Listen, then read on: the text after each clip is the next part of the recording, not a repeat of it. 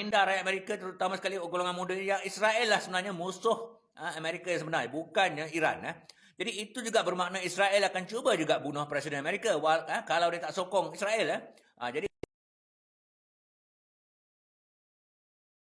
menurut broadcaster ni, Israel ada 300 bom nuklear, adalah negara yang berkuasa nuklear. Israel memang jelas nak meluaskan wilayah diorang, dan diorang ni dan diorang ditolong oleh Amerika sebab berjaya menyusup pengaruh diorang ni dalam pentadbiran tertinggi Amerika. Jadi kalau Israel menang perang dengan Iran ni, dia kata Israel boleh dikatakan tak ada pesaing dah di Timur Tengah, dan tak ada satu negara pun yang akan mampu menandingi Israel. Lepas ni Turki pula dibantai. Sebab apa? Sebab kalau Israel berkuasa di Timur Tengah, dia kata, sama ada secara langsung atau tak langsung, Israel akan menguasai kekayaan minyak, gas dan bermacam-macam lagi sumber asli dekat Timur Tengah.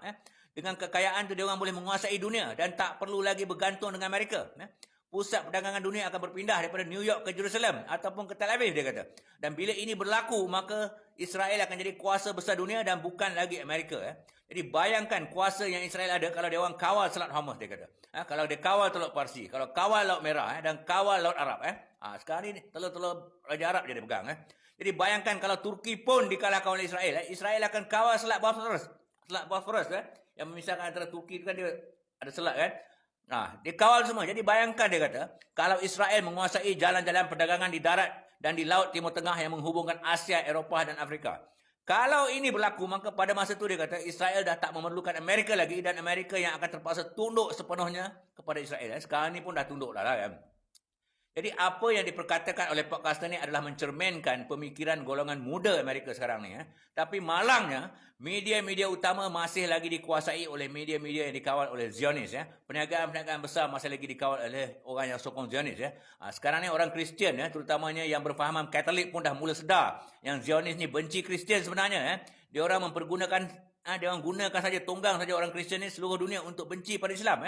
Walhal banyak dah bukti dia orang ni memusuhi senyap-senyap orang Kristian. Dia bom gereja baru-baru ni, bom gereja orang Kristian dekat Gaza, bom gereja orang Kristian dekat Lebanon, bunuh orang Kristian dekat Lebanon. Dan baru-baru ni ada askar Israel tu pecahkan muka patung Jesus Christ yang buat penganut-penganut Katolik seluruh dunia mula buka mata. Dia tengok sebenarnya Zionis ni musuh Kristian. Jadi apa yang saya risaukan, iktibar daripada ni, apa yang saya risaukan, perkara macam ni boleh berlaku di negara kita. Perkara macam ni boleh berlaku di negara kita. Walaupun kita ni orang Melayu dan orang Islam adalah majoriti. 60-65% rakyat kita majoriti. Tapi kalau kekayaan dipegang oleh musuh Islam, kalau media dipegang oleh musuh Islam, kalau syarikat-syarikat besar dipegang oleh musuh-musuh Islam, pemimpin-pemimpin pun dipegang oleh musuh-musuh Islam, kalau polis dipegang oleh musuh-musuh Islam, kalau tentera pun dipegang oleh musuh-musuh Islam, apa kita boleh buat sebagai majoriti? Tak ada apa. Jadi jangan sampai benda macam ni berlaku di Malaysia. Benda tu tak mustahil boleh berlaku. Di Amerika ni ada 7,5 juta saja orang Yahudi, ataupun 2% saja penduduk Amerika ni. Tapi dia orang kawal negara tu. Dekat sini musuh Islam ada dekat-dekat 40% tau. Mungkinlah dalam 25%, banyak ramai, dan dia orang dah kontrol ekonomi dah. Bila dia kontrol ekonomi, dia boleh beli je lah. Pegawai-pegawai kerajaan ni, pemimpin-pemimpin kita, askar, polis semuanya. Jadi perkara yang sama boleh berlaku di negara kita lah. Ramai orang Islam yang dah dibeli oleh musuh-musuh Islam kat negara ni. Jadi faham-faham sajalah maksud saya ni. Tak ramai Yahudi di Amerika. Ramai sikit saja daripada Islam. Orang Islam dalam 5 juta, orang Yahudi 7,5 juta. Tapi dia boleh kontrol Amerika. Jadi yang 25% kat sini ni, tak mustahil dia boleh kontrol Malaysia. Kita tengok sajalah. Jadi kita tengok macam mana Israel menguasai Amerika. Jadi apa yang berlaku di Amerika ni kita kena ambil iktibar lah. Setiap perkara yang berlaku dalam dunia ni memang satu pengajaran daripada Allah kepada kita, sama ada kita nak nampak daripada sebagai pengajaran atau tak saja. Jadi kita kena tanamkan kesedaran ni kepada anak cucu kita supaya 50 tahun lagi, 100 tahun lagi anak cucu cicit kita tak salahkan kita ni. Bila kita ni lah lama dah tak ada. Jadi nasihat saya ringkas sajalah. Pertamanya kita kena bersatu lah. Orang Melayu, orang Islam kena bersatu. Elakkan sebarang isu yang buat kita berpecah. Terutama sekali isu yang remeh-temeh lah. Dan keduanya dalam apa-apa situasi yang sukar, rujuk pada agama. InsyaAllah kita akan berjaya. Dan kepada yang baru masuk, Assalamualaikum dan salam sejahtera. Alhamdulillah kita telah dipanjangkan usia sehari lagi untuk bertemu lagi hari ini. hari Ahad dan dah masuk 9 Zulkaidah. 9 ke 10 tahun 1447 Hijrah. Alhamdulillah kita dapat bertemu lagi hari ini untuk sama-sama menyaksikan detik-detik kehancuran negara Amerika Jahanam ni, negara penyembah setan ni, dan alhamdulillah kita dapat bersama-sama menyaksikan detik-detik kehancuran negara haram Israel. Dan saya selalu berdoa lah, harap-harap ianya berlaku sepanjang hayat saya ni lah. Semalam saya laporkan yang Menteri Luar Iran Abbas Araghchi tiba di Islamabad. Jadi media-media Amerika termasuk juru cakap Rumah Putih Caroline Levitt tu melaporkan yang wakil Iran datang ke Pakistan sebab nak berunding dengan Amerika. Maka Amerika pun kelang kabutlah hantar 2 ekor monyet dia orang tu, iaitu Steve Witkoff dengan Jared Kushner untuk ke Islamabad. Katanya dia nak hantar timbalan presiden pun. Tapi sebenarnya Iran pergi semalam ni bukan nak berunding terus dengan Amerika, tapi sekadar nak sampaikan pesan dekat rakyat dekat Pakistan tentang syarat-syarat Iran. Kalau tak penuhi syarat-syarat Iran ni, Iran kata dia tak berminat nak berunding lah, buang masa. Jadi Iran bagi syarat, pertama hentikan sekatan di Laut Arab. Kedua, bayar ganti rugi kat Iran. Ketiga, hentikan sekatan ekonomi serta-merta. Keempat, Israel kena hentikan serangan ke atas Hezbollah. Kelima, Iran tak akan lepaskan hak dia orang untuk mengayakan uranium. Keenam, Iran tak akan hentikan sokongan kepada Hezbollah, Houthi dan pejuang Iraq. Ketujuh, Iran akan kawal terus Selat Hormuz. Kelapan, Iran tak akan hentikan program peluru berpandu jarak jauh. 8 syarat-syarat ni. Jadi kalau Amerika tak mau terima syarat ni, maka tak payahlah nak berunding. Iran akan anggap gencatan senjata sudah tamat. Jadi lepas tu nampaknya syarat-syarat ini semua menunjukkan Iran memang ready nak berperang.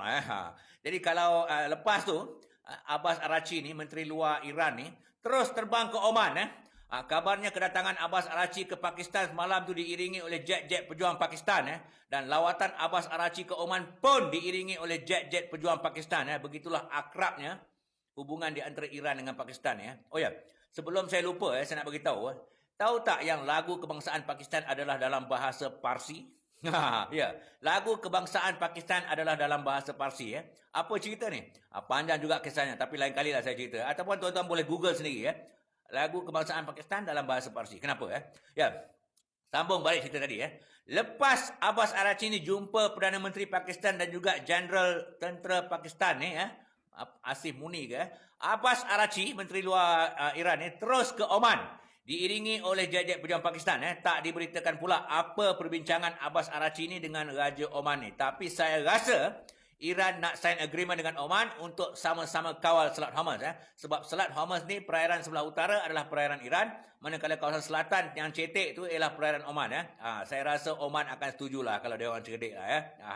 Oman pun dah takut lah sekarang ni. Kau nak masuk sebelah Amerika ke kau nak masuk sebelah Iran? Baik kau kongsi tol tu dah, seorang sikit dengan Iran. Oman ambil sikit, Iran ambil banyak. Dan diberitakan juga, selepas perjumpaan dengan Raja Oman, Abbas Araghchi akan terbang terus ke Moskow, mungkin dah terbang lah, bertemu dengan pemimpin Rusia. Jadi nampaknya kalau wakil-wakil Amerika itu sampai ke tak sampai ke kat Islamabad, jelas sekali dia orang dah kena sidai. Nampak sangatlah Amerika yang terhege-hege nak berunding. Nampak sangat Iran ni lebih berminat nak berbincang dengan Pakistan, bincang dengan Oman, dan akhir sekali bincang dengan sekutu kuat dia, iaitu Rusia. Jadi perbincangan dengan Rusia ni sejajarlah dengan perjanjian ketenteraan, perjanjian keselamatan di antara Iran dengan Rusia yang ditandatangani pada bulan Januari tahun 2026, iaitu sebulan sebelum Amerika dengan Israel serang Iran. Maknanya perjanjian itu kuat. Perjanjian sharing maklumat lah, sharing teknologi macam-macam. Dan kabarnya kilang SU-35 itu pun nak dibuat di Iran. Jadi apapun, Rusia dijangkakan akan menyokong penuh pendirian Iran pasal sebarang rundingan dengan Amerika. Maknanya 8 syarat-syarat Iran tu yang bagi dekat Amerika tu, dijangka Rusia akan sokong. Dia ada sokong. Jadi saya yakinlah China pun akan menyokong penuh pendirian Iran pasal